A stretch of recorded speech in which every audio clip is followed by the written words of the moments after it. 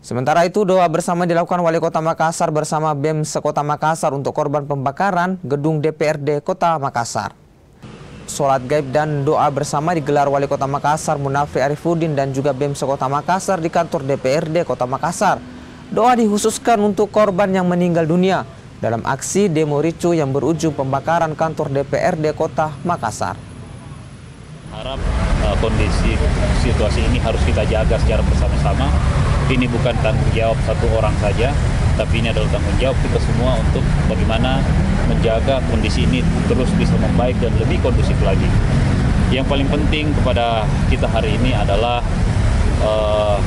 bagaimana kita mengambil pelajaran yang sangat besar dari apa yang terjadi di tempat ini. Dan ini kita ingin memperjelas bahwa kejadian kemarin itu murni daripada oknum-oknum yang tidak bertanggung jawab. Kemudian hal ini kami lakukan karena ingin menepis presiden buruk dari masyarakat bahwa jangan sampai gerakan mahasiswa ke depannya itu menjadi buruk di mata masyarakat karena adanya kejadian kebakaran di beberapa hari yang lalu.